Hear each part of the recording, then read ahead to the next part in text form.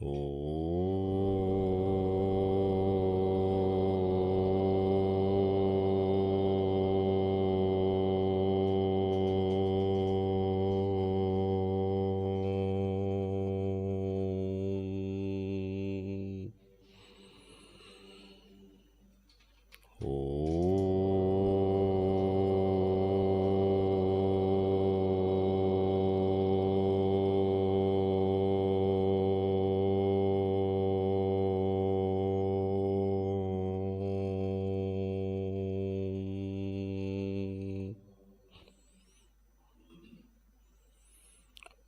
Shri Ganeshaya Namaha. Om Shri Saraswatyai Namaha. Om Shri Gurubhyo Namaha. Shruti Smriti Purananam Alayam Karunalayam Namami Bhagavat Pada Shankaram Loka Shankaram Samasta Jana Kalyani Niratam Karunamayam Namami Chinmayam Devam Sadgurum Brahma Vidvaram Mukam Karoti Vachalam Pangum Langhayate Girim Yatkrupatamaham Vande Paramananda Madhavam Paramananda Madhavam. Shri Krishna.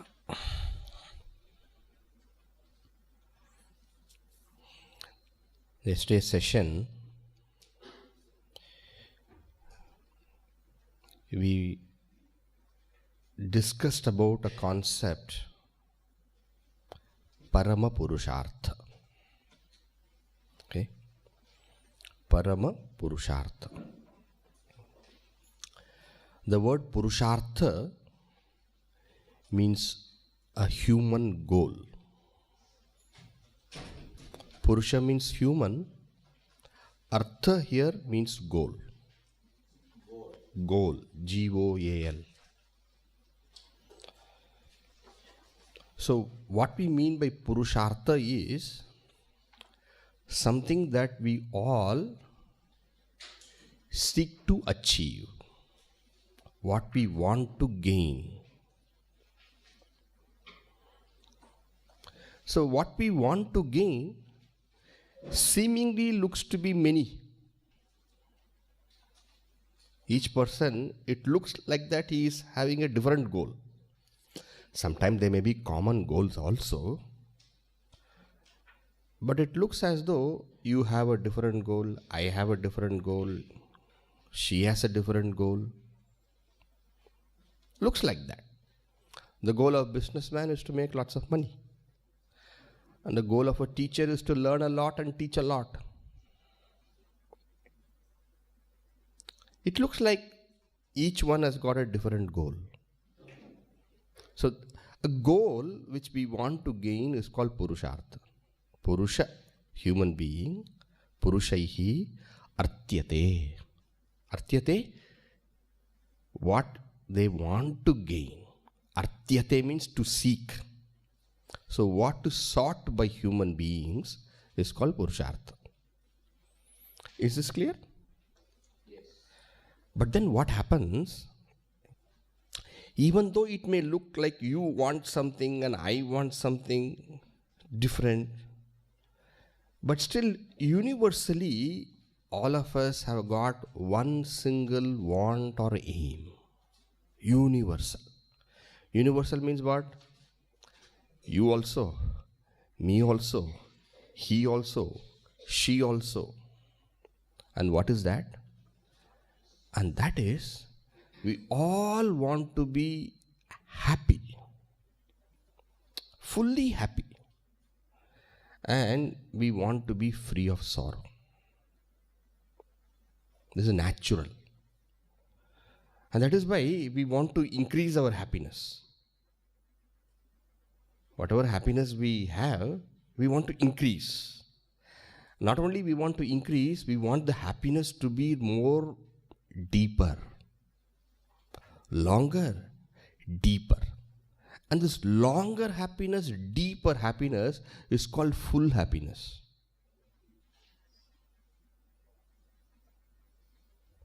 Longer happiness, deeper happiness. Not superficial happiness, deeper happiness. Whatever relationships, we want to have a happy relationship. Whatever object we have, we want it to give us happiness. And that is why we ask the question, or we ourselves ask the question to ourselves also. Suppose you go to ice cream shop, and then what ice cream you want? Why do you ask this question to other person, what ice cream you want? Because you want that person to really gain the best out of that ice cream. It may look that you want butterscotch and the other person wants chocolate. The third person wants coconut. The coconut ice cream and green apple ice cream. Each person, they have a different choice. And that is called as Purushartha, different choice. They want different things. But what is ultimately common is that you want full happiness, larger happiness, longer happiness. And as children, we all have tried to increase the span of the ice cream.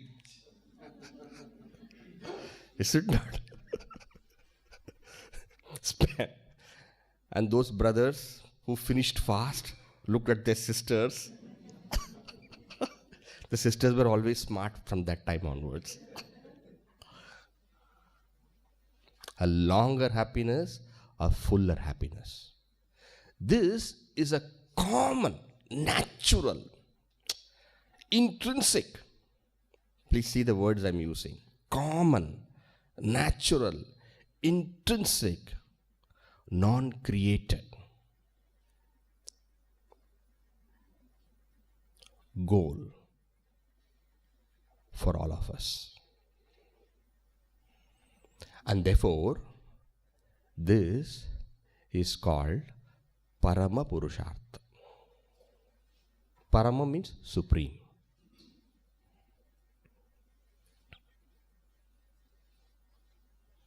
Questions we will ask later. You can note down. During the course of the talk, I'm sure you will have some questions. What you do is that you note it down. There's time where we have our question and session. So this is Parama Purushartha. What is Parama Purushartha? Parama Purushartha is happiness only, wanting happiness only. But wanting what kind of happiness? Fuller happiness, deeper happiness, complete happiness, Purna Ananda. Purna Ananda. Ananda, happiness. Purna, complete. And what is the meaning of complete? Longer, deeper. Nobody has got any objections to this? No, Swamiji, it is simple. Yes, this is our life. But the point is, how are we going to gain it? That is the point. The point is, see, luckily the aim and goal has come natural. We did not think about it. But where we require the thinking is how to attain that. Some people want to get that happiness through some means. As a child, I wanted cashew nut. So I went to shop and found the shopman having cashew nut, groundnut, all the various chocolates and this and that. And then what was the aim of life? I will become a shopkeeper. Child. Then you grow. Then you find policeman walking, everybody respecting, you want to become policeman. Please see the mind. The natural bent of the mind. And then later on they take you to a school excursion. And at that time excursion was, they used to call it aerodrome or something like that. And then you see the pilot, white dress, top tip, walking. And then Who is this pilot? I want to be pilot. All the while you are not interested in pilot. You are not interested in shopkeeper. You are not interested in policeman. What is it you want? You want longer, deeper, fuller happiness. The goal is the same. The means that we adopt to achieve varies. The question is, what is the right means to achieve this? You tell me, what is the right means to achieve it? The means can find temporary solutions or permanent solution. Yes, we want this. But when we want to achieve this, the effort that we put, will it give that permanent joy, that full happiness, Purna Sukha that we are seeking, or will it give something for some time? And then again the itch starts, and again you start looking for. When you have temporary solutions to the permanent itches,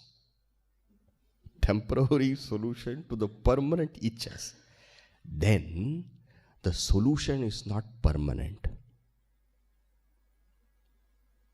Such kind of temporary, ephemeral, short-timed solutions, that pursuit in Sanskrit we call as prayas. What is the word? Prayas. The path of the pleasant. The path of the pleasant. The path of the immediate glitter. That which provides you a kind of ease to that want. Want is Purna Sukha. Temporary band-aid solutions. But it will not solve you. The problem is malaria. Paracetamol will not fully work. Yes, the moment you take paracetamol, the fever comes down. But again it will come next day evening. The solution for malaria is not paracetamol. But paracetamol also brings you relief. But relief is not a solution. Whenever they organize relief camps for people who have lost their homes, that is only a relief camp. But you have to build homes. Only then the problem is solved. In the same way, when we have this want and we try so many solutions, but remember, when you get something, you will also lose it. It's not a big logic. What you get will end. Because what starts in time will also end in time. The class began at 7. It will end at 8:15 hopefully, or 8:30. What begins will end. This shirt was stitched at a point of time, and you all know this shirt will one day go. And I have to get a new dress. How many new dresses we have got? But to think a new dress is a source of happiness, yes or no? Is a temporary, ephemeral solution to a permanent itch.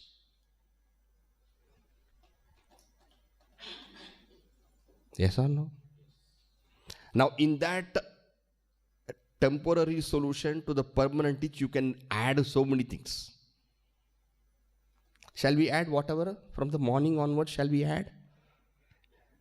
How many of you like tea, coffee? Here, what are they giving? Tea or coffee? Tea. Then those who did not get coffee and those who are drinkers of coffee, loss. Tea. Then afterwards, here no probably, afterwards, breakfast. Newspaper. Newspaper? I do not know what. newspaper, particular newspaper. Yes? Indian Express, Indian Express. Hindu, Hindu. Deccan Chronicle, Deccan Chronicle. Hindustan Times, Hindustan. Times of India, different. See preferences. Then afterwards, breakfast. What kind of breakfast? And if you don't get that kind of breakfast, and we always want what will suit our likes and dislikes, so that itch is quietened. All these efforts that we take are called prayers.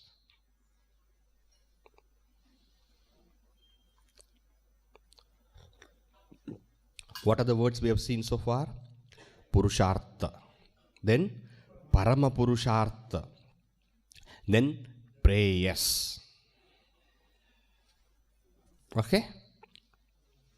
But these we know do not give perfect solutions. Then the question comes, how do I attain what I seek? Then the guidance which is given, that knowledge is put together. The guidance for this problem is put together in Veda.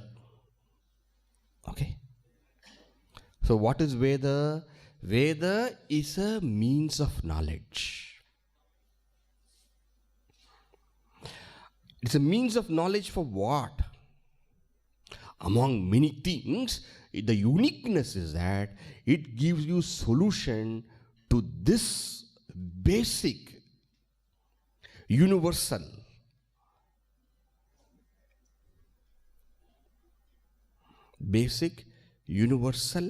goal. And that is, how do I become fully fulfilled? And the solution that it gives is called Shreyas.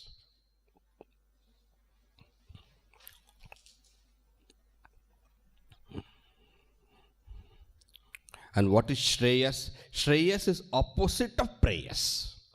Prayas is temporary. Prayas is temporary. Shreyas is permanent. All right? Now, if you note carefully, we had mentioned one thing. What you gain, you will lose. Correct? What you gain, you will lose. So what I gain, I will lose means I want full, perfect, complete happiness. But if I want full, complete, perfect happiness, if I gain that happiness, will that happiness be ever there? No, how can it be there? What you gain will end.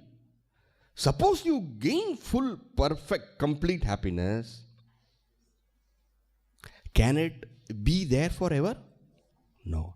And therefore, the first clarity, the Vedas, the portion which deals with this knowledge called Vedanta, gives you is that don't try to attain full happiness at a point of time.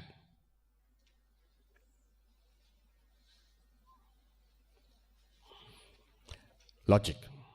What you get, because it starts at a point of time, will end at a point of time. And therefore, the first knowledge they give you is that, my dear, you are starting on a self-defeating project. What you gain, you will lose. And if you think that you are going to gain permanent happiness, it will never happen. And therefore, that is not the method. That is not method means don't try to gain. Don't try to get. Yes, you have the want. That want is there. We are not saying about that, but we are telling the method that you adopt. Nasti akritaha kritena. You can note this down. Nasti akritaha kritena. Nasti. Nasti, not there. Nasti, not possible, not there. Akritaha. Akritaha. Kritena. Kritena means by action, by an effort. Akritaha. Akritaha means that which is permanent.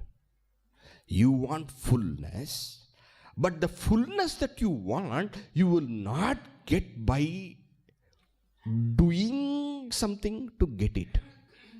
Because if you do something to get it and you get it, it will not be permanent.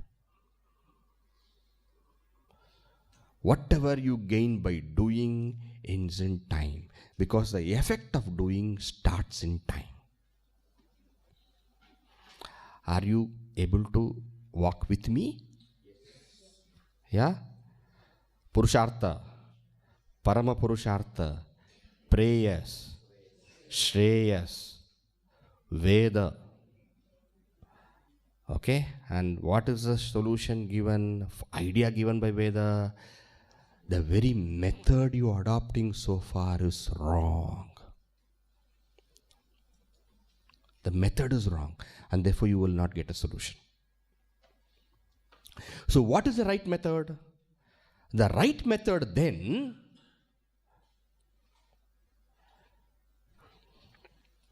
lies somewhere else. And that is why, since Vedas give this knowledge about this method, therefore they become means of knowledge by which we can become educated. That nasti akrita kritena is from one Upanishad, Mundaka Upanishad. Now, like that, the Upanishad gives methods. First, it analyzes the problem and tells you the solution you are trying to find out is not available here. And this solution, what you want, you have to adopt this kind of method. And if you adopt this kind of method, you will be successful. Clarity and all is given. Now is not the time for me to go into all those details, which we will be studying also. But the point to be noted is that the methods of prayers will not work. The method is that of Shreyas. And that is not something what you can attain through action, because what you attain through action will end in course of time. Now the Vedas, now we talk means of knowledge, isn't it? The Vedas are means of knowledge. The Vedas have got 3 sections. 3 sections. Section 1 is called karma.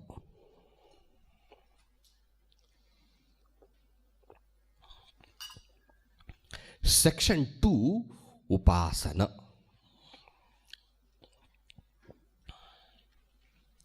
Section 3, jnana. Jnana. What are 3 sections? Section 1, karma. Section 2, upasana. Section 3, jnana. Section is kanda. 3 is trayam. So Vedas are Kandatrayam. 3 sections. They have 3 sections. Kandatrayam. The Karma Kanda, the Upasana Kanda, and Jnana Kanda. Can you tell me what are the 3 kandas? Karma Kanda, Upasana Kanda, Jnana Kanda. All right. When we want to find a solution, the Vedas say, first prepare yourself. For any accomplishment, preparation is maximum time.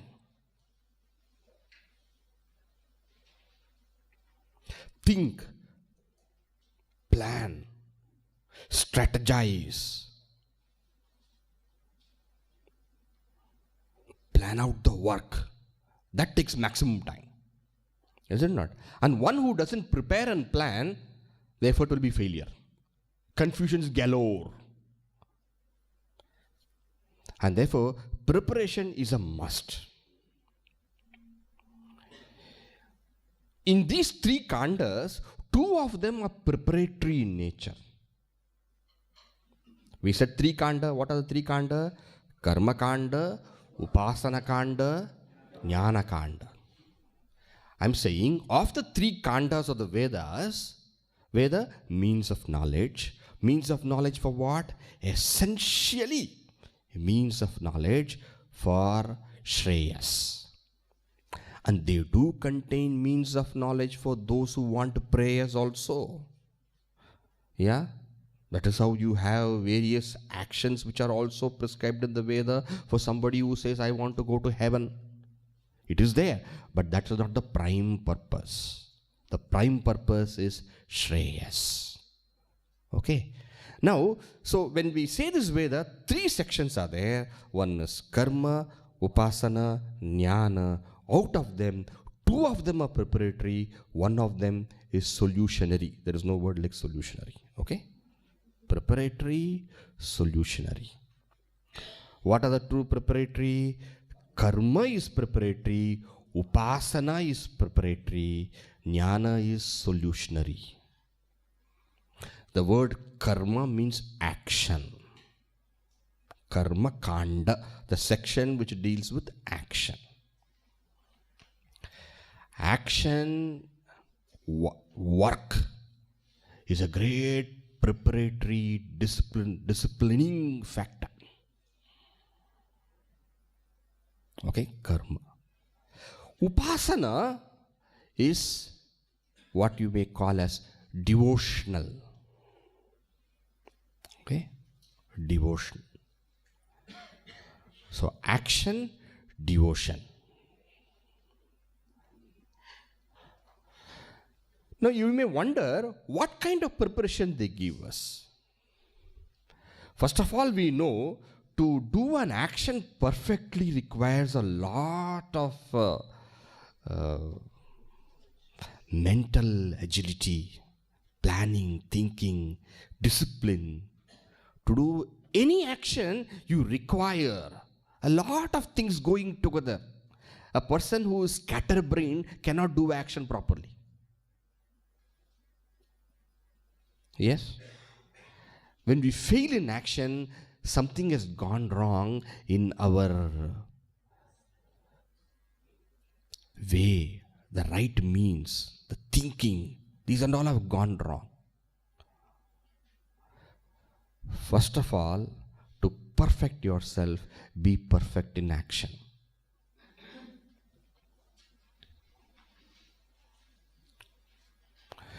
We can come to Shreyas, but without preparation, no Shreyas. And therefore the Vedas say, prepare yourself by action. Action bring. See, first of all, to do, let us say any action. First of all, let us say one action we took up today, and morning class 7 o'clock we reached here. Is it not? How many things we had to work rightly? Planning, correct time, go, come. Ensure that you reach a few minutes in before time and sit quietly, open your books, etc., etc. To do one action rightly, there is so much of preparation which goes in the background. And therefore, action disciplines the mind. Okay? And in action, I'm telling an important point now. In action, suppose we are able to bring in the element of devoted action. What we mean by devoted action? Devoted action. Devoted action means what? The action we are doing, but we are not doing it. We are not doing it for selfish purpose, but we are doing it for a greater cause.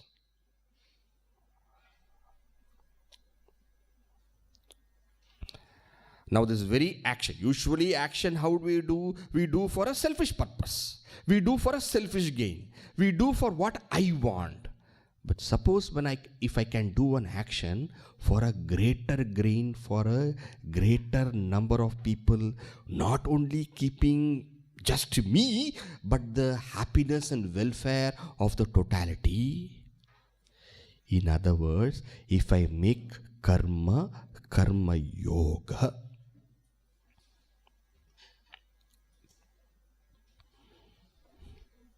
then the action also purifies the mind. Preparation we are talking of.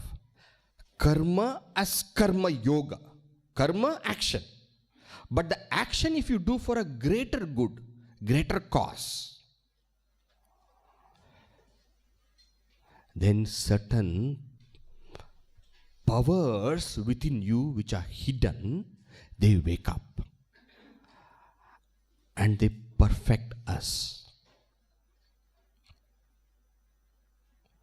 As long as one does action only for oneself, the selfishness is predominant, then the action's power becomes limited.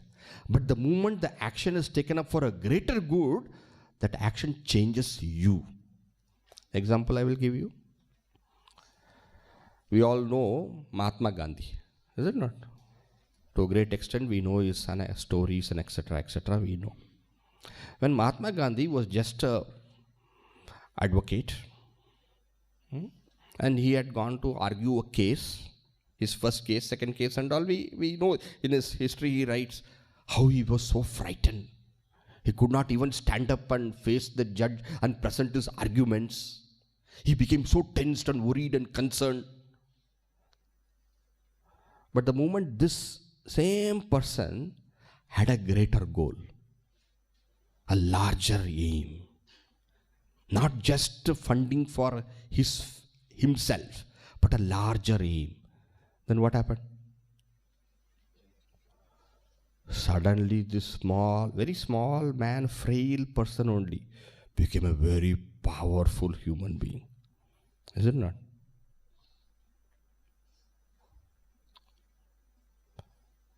And a pinch of salt that he picked up rocked the whole empire, in which the sun never set. Why? He became fearless. As long as the goal is us, fear. When the goal is not you, fearless. As long as selfishness is there, tension. When no selfishness is there, peace. As long as selfishness is there, limitation in your capacity. And your capacity means limitation in your expression of capacity. The goal becomes larger, then what happens? Your expression, your performance, your abilities, they start multiplying. And that is why karma, which is usually selfish action, when it becomes karma yoga, it transforms you. You become a better individual, a nobler human being. And thus, action is a preparation.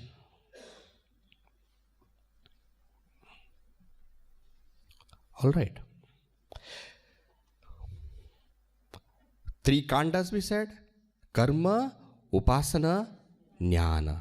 2 of them preparatory. Now we saw what is the preparation which karma gives, the preparation that karma gives. In one word, if you want to put, nobility or purity of mind.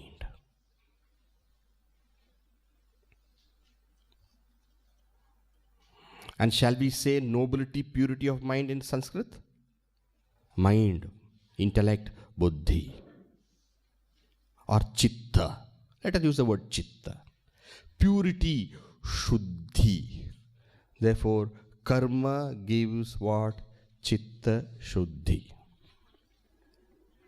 So before I go any further, let me ask some questions which I have asked right at the beginning. How many of you sitting here have studied the Bhagavad Gita entire full before? There are a few people. All right. How many of you have studied a few chapters? It's a little larger. How many of you are totally new? Okay. All right. So those who already know these things should excuse me. Okay? But please, it will keep on growing. Okay? Karma, when it is converted into karma yoga, gives what result? Chitta Shuddhi. In other words, what you are bringing is that you are bringing a devotion aspect to action. A devotion. Devotion to a larger cause. Usually karma yoga is done this way. Oh Lord, you have given me the capacity to. Nothing belongs to me. Every ability that I have is gifted by you. With these abilities, I serve you. And what is serving the Lord? This entire world is your expression. And therefore, I serve you. When I say I serve the Lord, what I mean is that looking the world as the Lord, I serve. Looking at the world as the expression of the Lord, I serve the Lord. With what attitude? Oh Lord, everything is yours. Whatever talent you've given is yours. The wealth that you have given is yours. The possessions that you have given me is yours. You have given it to me. I am trustee of these things. Nothing actually belongs to me. I have not worked for them. In fact, even if I work, how would I work but for you present in me as a very life, that consciousness. Everything therefore belongs to you. I surrender unto you. Make me an instrument in your hands. Let me serve you. Let me love you. In this way, what happens? The devotion element you are bringing to action. And this purifies. This makes you an excellent human being. An excellent human being is a very powerful human being also. When we think of power in a very, very small way. We think of power with ego. We think of power with pride. We think of power with a kind of, a push, that kind of, we think of power this kind of way. But there's another kind of power which is true power. And that is very divine in nature, where the words that you say are loved, respected. The touch that you have in your life is something loved by all. Where you become a natural source of inspiration. That's a different kind of power. A power which comes by power is a low kind of power. A power which comes by the natural expression of goodness is a higher power. And that higher power blossoms in you. And that when that higher power blossoms in you, you will not be left alone. You will be changed. You will be transformed. We will become more and more perfect as human beings. And that way, purity, what will happen? Anger goes down. Love rises. Hatred goes down, compassion rises. Jealousy goes off, sharing starts. Why sharing starts? Because the person whom I'm seeing in front of me is God alone, and I'm serving the Lord. It's a different thinking. The wife whom I am taking care, the husband for whom I'm cooking, is God. The very Lord whom I am worshipping is there in front of me. The children, these are all my way to serve the Lord. My neighbors are the Lord. Jagata Isha Dhi Yukta Sevanam Ashtamurti Bhrit Deva Pujanam. What is the worship of the Lord? Seeing the very world as Lord's expression. So, devotion combined with action.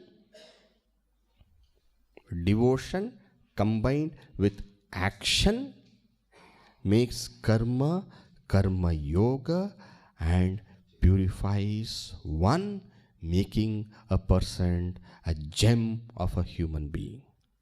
That is top priority. Without that, there is no moving forward. So this is preparatory.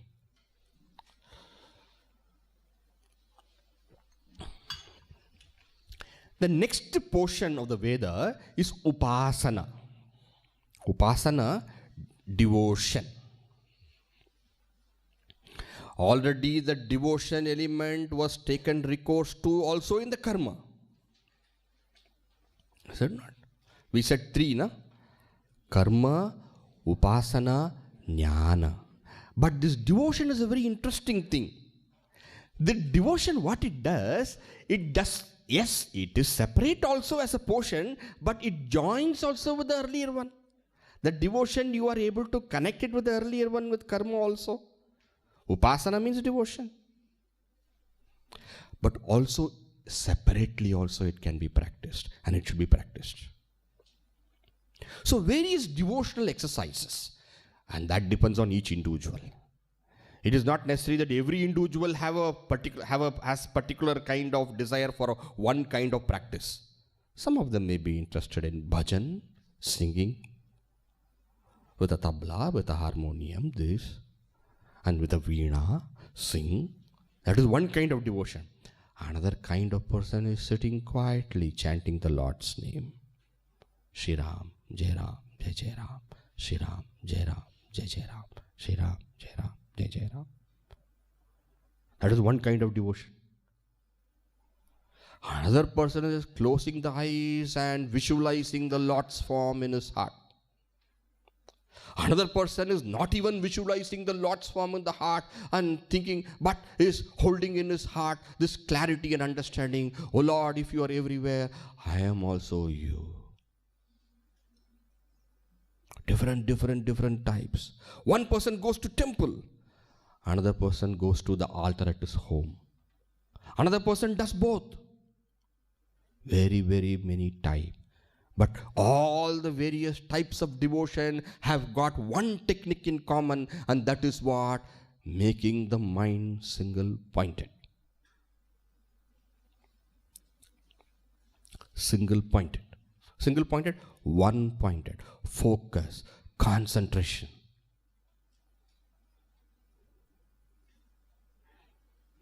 Focus, concentration of the mind. Even when you chant the Lord's name, what is happening unconsciously? Concentration. Japa it is called. Or you close your eyes and visualize the Lord's form. Again, what is happening? Concentration. Or you go to the temple and stand in front of that beautiful murti and then say, Lord, oh. At that fraction, no thought. Just what you see. Yes or no? Jaragandi. You go and stand in the queue. And there, all the queue is going, and then Jaragandi, and you, at that point, what happens? You're going in front of the Lord, that fellow is not even allowing you to stand for 2 minutes, 1 minute also no. Jaragandi. But that moment, when you come out, you say, what happened? Mind became still. And you say, it's worth it. Next month also you go. And again you face Jaragandi. The joy of that stillness of the mind is worth everything. focus, concentration. So all practices of devotion have got a single same goal in the end, and that is focus of the mind, concentration of the intellect. And therefore, the section of upasana enables another faculty to open in you, and that is chitta ekagrata.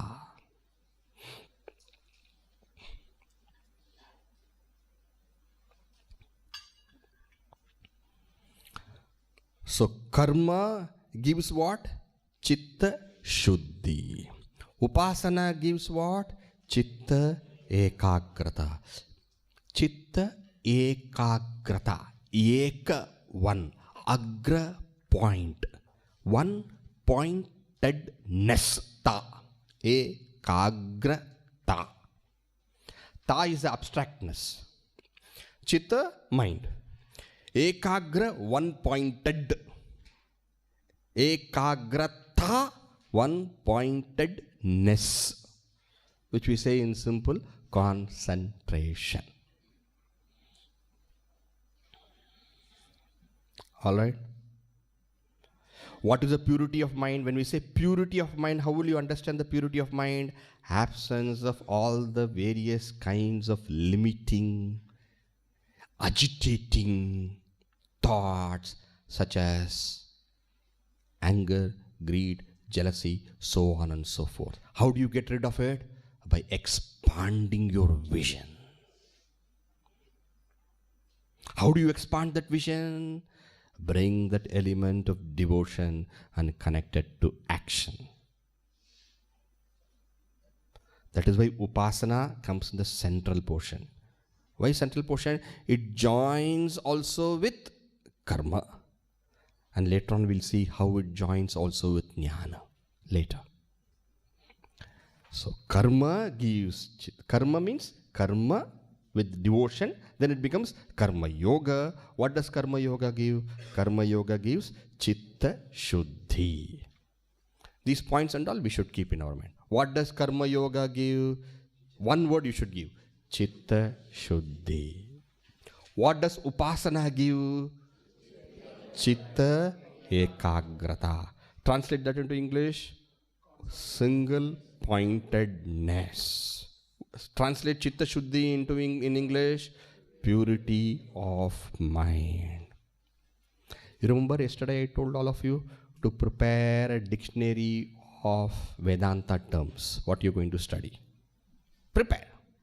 Okay, take a notebook and in that notebook write down these words. So far, what are the words you added in the dictionary? Purushartha, Parama Purushartha. Yesterday, some words also were there. Brahma Prapti, Moksha, Abhyasa. Yesterday, 5 words. Today, Preyas, Shreyas. Then, Chit Karma, Karma Kanda, Upasana Kanda, Jnana Kanda, 10 words. Then today one more word. Chitta Shuddhi, Chitta Ekagrata. One word you missed, Veda. Totally 13 words are there. So far. I'm sure out of these words, most of you know all the words. Correct? Maybe you do not know 3 words, 4 words. And there are some people whom I see who do not belong to this country. For them all the words will be mostly new. But you know, even as children when we started, all the words that our mother taught us were totally new. Somewhere we have to start. Please make the list of these terms. All right. Upasana gives chitta ekagrata. So, with chitta shuddhi and chitta ekagrata, one becomes prepared.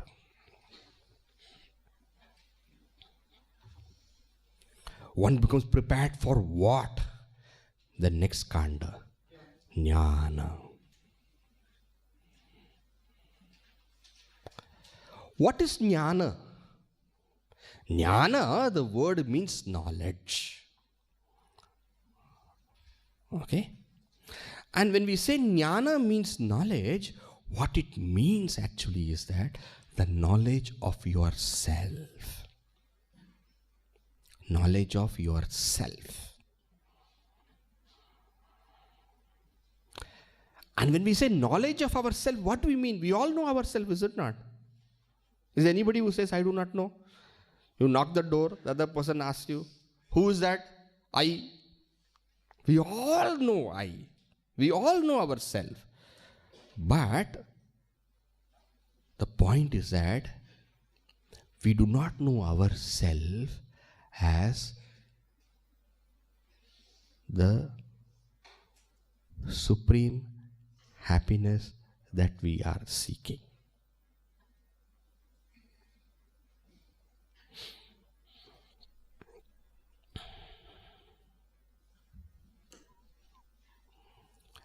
A man was sleeping, and as he was sleeping, he got a dream. In the dream, the God whom he worships, Subramanya Kartikeya, he appeared. 6 heads.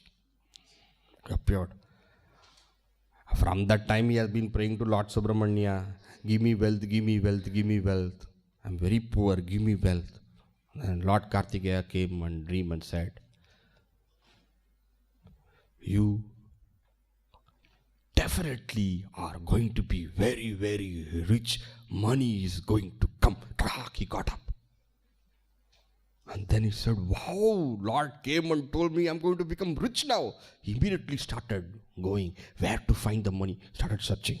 Round, went. Many months he started. And then he was so tired searching for, because Lord told him money is there, you go search. Went search, came.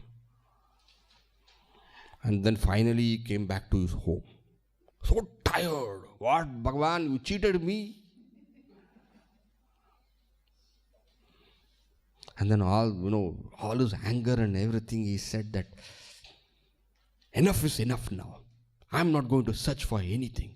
And damn, he just sat on the ground. And when he sat on the ground, damn, like that, boom, he went inside. Right under in his own home. When he fell down inside, he fell on something very, metallic, something, fell down. Saw what was that? That was a treasure. Where did he see the treasure? In his own home. We are all searching for Purnananda. Parama Purushartha. Remember? Parama Purushartha. And we also said, if you get to Parama Purushartha, you will lose it. Because what begins will also end. But what is already there will not end. What begins will end.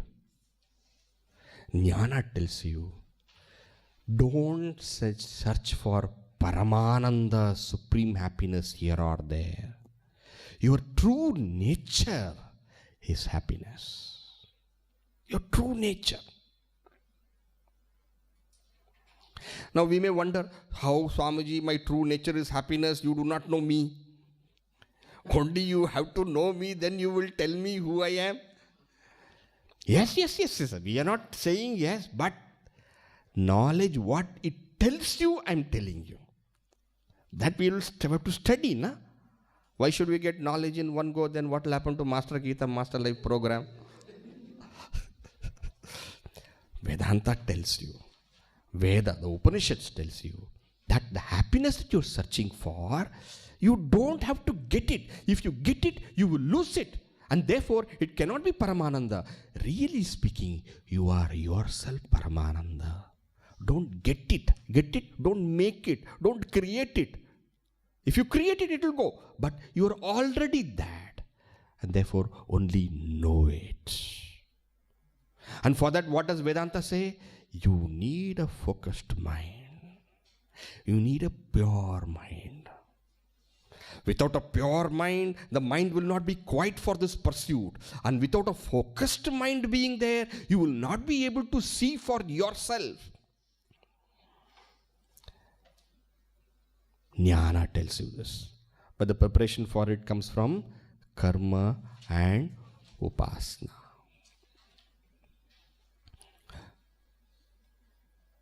Swamiji, why are you telling all these things? Prayers will not solve the problem. Shreyas will solve the problem. And Vedas give the method to attain the Shreyas. Shreyas, prayers is path of pleasant, temporary solutions. Shreyas is the perfect solution. The path of the right, the path of the good, the permanent, the full, the complete. The complete solution is in Shreyas. And Upanishads, Vedas, they tell you, yes, this is. And the whole Veda is preparatory and solutionary. The solution you find in the Jnana, the preparation you find in the Karma and the Upasana. How does Karma prepare? Chitta Shuddhi. How does Upasana prepare? Chitta Ekagrata. And how does Jnana give the solution? Jnana gives a solution by telling us, you are what you are searching for. You are what you are searching for. Tat Tvam Asi. Is it not? What you are searching for, Tat Tvam Asi. You are. I am Atma Brahma. This self is itself that supreme that you are searching for.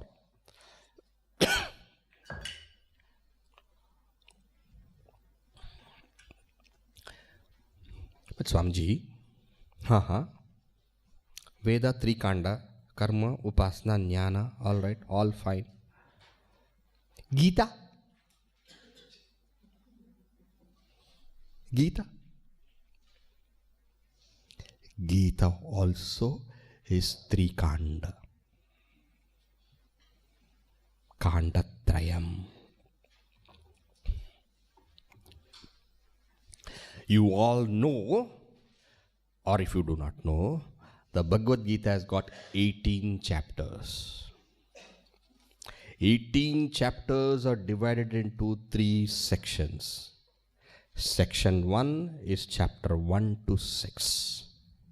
Section 2 is from chapter 7 to 12. The section 3 is from 13 to 18. Broadly, the first 6 deals with karma. Broadly.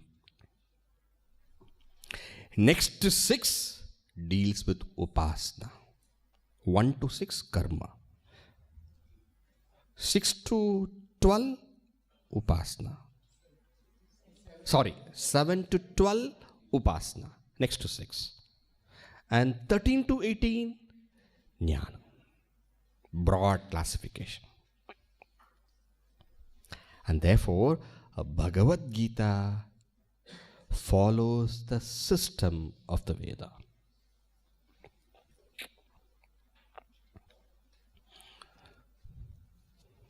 And that is why when people, ask, what is that one text in Hinduism, you please tell?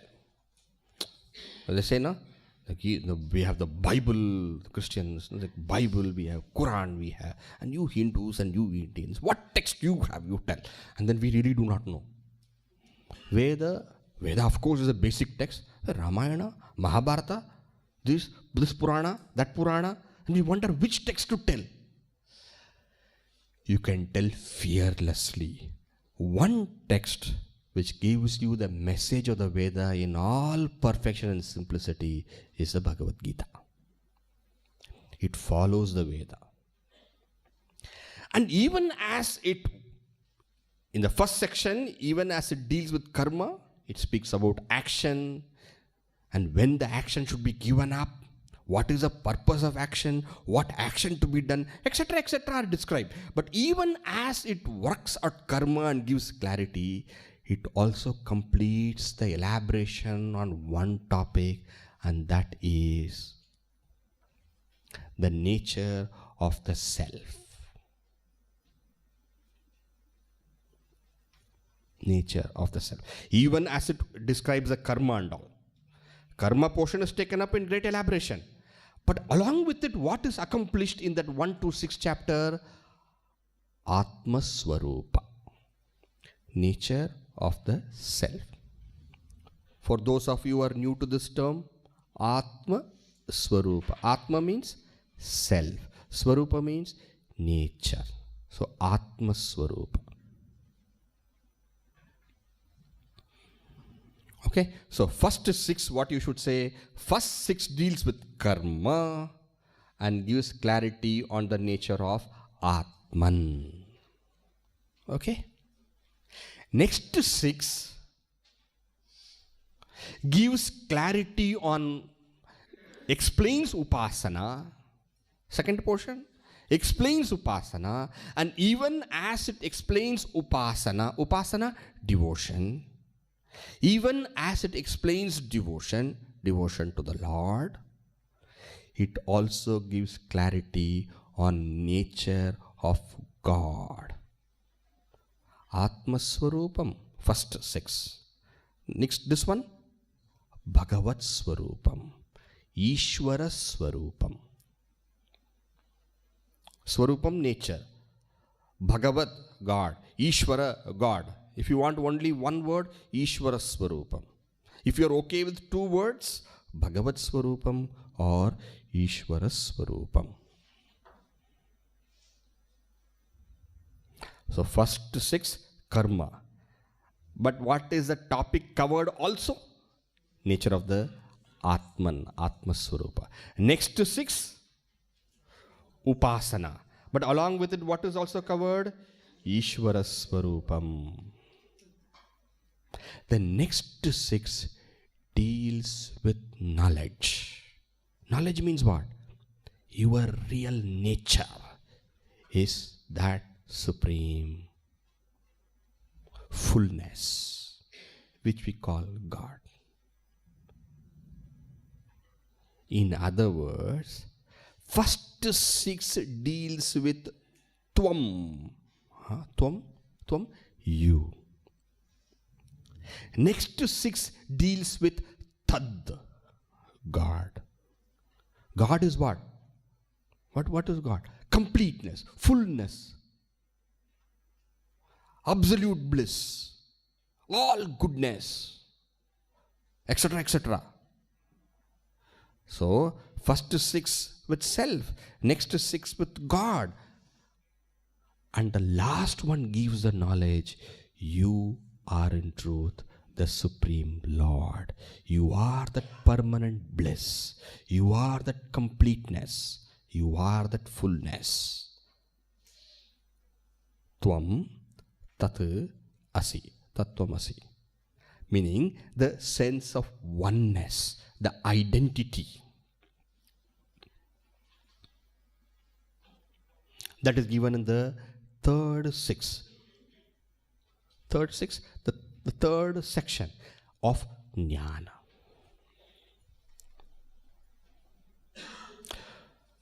So shall we summarize what we said just now a little bit? First 6 chapters of Bhagavad Gita, what does it cover? Karma. First you should say that, karma. Second 6, what does it cover? Upasana. Third 6, what does it cover? Jnana. First 6, even when it covers karma, what does it give clarity upon? Atma Swarupa. The second 6, what does it give clarity upon? Ishvara Swarupa. The third 6, what does it give clarity upon? It gives Jnana. It gives Jnana. Jnana means what?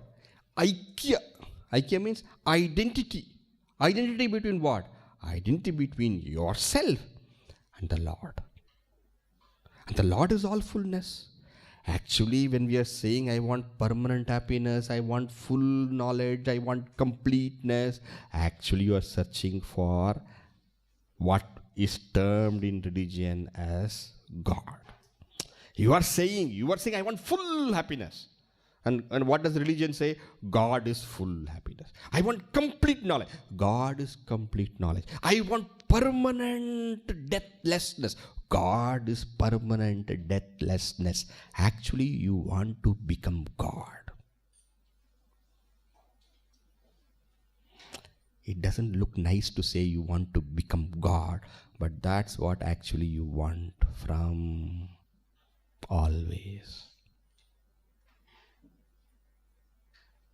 And they tell you, don't have to become God. You are God. Ooh. What did you tell? Tat Tvam Asi. Swamiji, this is sacrilege. No, it is a fact. If the whole ocean of waves have come from water, every bit of ocean has to be water. A bubble also is water. A wave also is water. Every cell resonates with that divine presence. God is not there somewhere. God is now here. As me, as you, as this, as it. Whatever you touch is God. You got that famous Midas touch. But Midas had to touch and it became gold. Here you have to touch and you will uncover gold.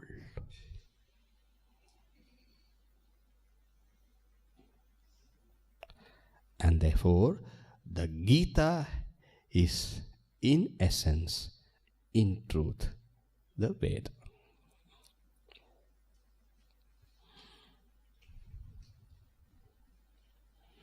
It is Veda Swarupa.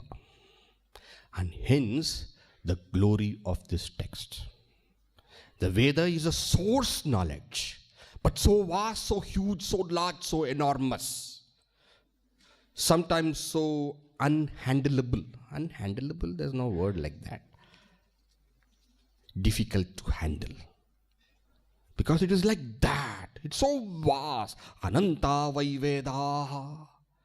But that whole thing was brought to us in a very beautiful, simple, practical, nice, interesting, enjoyable, uplifting format. And that is the Bhagavad Gita.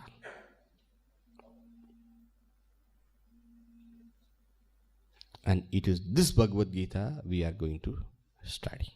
Okay? So shall we say everything to what we have studied today in few words? Okay? What is our goal? Parama Purushartha. Not temporary, but permanent. Parama Purushartha. And the ways to find temporary solutions is called prayas. And the way to find permanent solution is shreyas.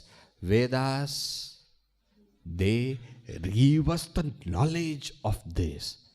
And that is why they are called means of knowledge. I will use a Sanskrit word, pramana, means of knowledge. Means of knowledge. Pramana. Swamiji, how long will you keep on giving us Sanskrit words? Don't worry. Maybe 10 sessions, 15 sessions, that's all. All the words will come in 15 sessions. But make the dictionary, okay? Make the dictionary. Don't take this lightly what I'm telling. Make the dictionary. And whenever you have doubt, just open your dictionary. Your dictionary you open. Right? Veda. And Vedas have got how many kandas? 3. What are the 3 kandas? Karma Kanda, Upasana Kanda, Jnana Kanda. Okay? Karma Kanda gives what? Chitta Shuddhi. And what does the Veda advise us? Do karma with karma yoga. And what is karma yoga? Getting that element of devotion into action. And what does it give you? Chitta Shuddhi. What is the meaning of Chitta Shuddhi? Purity of mind. What is the meaning of purity of mind? Absence of all ignobilities which keep the mind restless. Swamiji, I don't want to get rid of anger. Okay, be agitated. What is it? But a time comes you say, no, I don't want to be angry. I don't want to be jealous. I don't like this. I don't want to be this. This is making me so uncomfortable. Yes. Now you're ready. Some people like anger. Come here. Other fellow goes,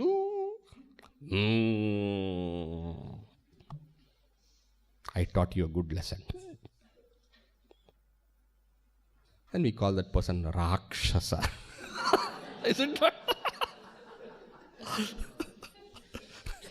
That's not the way. How long you'll be like this? And how long people will... Of course, you know, I have an interesting story. Who is that person? Iron Man of Russia. What is this? Iron Man of Germany. Bismarck. This Bismarck was once going for a walk. He had a walking cane. He was going for a walk. And one fellow saw him and he ran away. Immediately he ran behind the fellow, caught him. Why are you running away? No, I am afraid of you. Afraid of me? Gave him two. Afraid? Don't be afraid. Gave him two. Say I am not afraid. No, I am not afraid. Okay. Will it work this way? How long? Purity of mind. Right? Next, Upasana Kanda gives you Chitta Ekagrata. What is Chitta Ekagrata? One-pointedness. It builds that power in you. One-pointedness. Now you've got purity of mind and focus. Then the Jnana Kanda. Jnana Kanda is solutionary. What is the nature of the knowledge? It tells you, don't search here and there for the completeness and the fullness. You are that. Realize that. See for yourself. Come to know it. That is Jnana Kanda. Bhagavad Gita is also Kandatraya. First 6, karma. Along with karma, what is clarified? Nature of self. Second 6, Upasana. Along with it, what is clarified? Nature of Ishvara. A third 6, the Aikya between you and Ishvara. And along with it, what did Gita teach you? How to purify your mind and how to get single pointedness. What the Veda? The Bhagavad Gita. Okay. Now in the next session, we will see the Gita Dhyana Shlokas.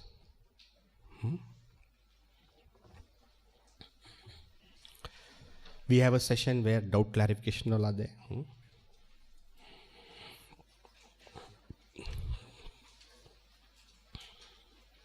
Shall we conclude?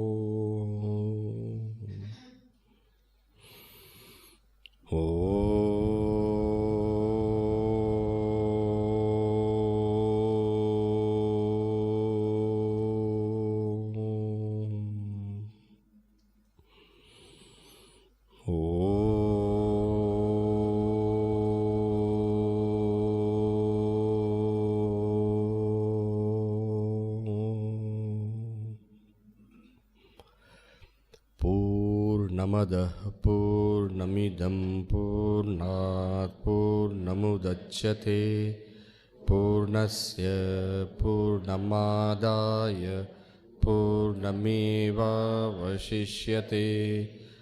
ॐ शान्ति शान्ति शान्तिः हरिः ॐ श्रीगुरुभ्यो नमः हरिः ॐ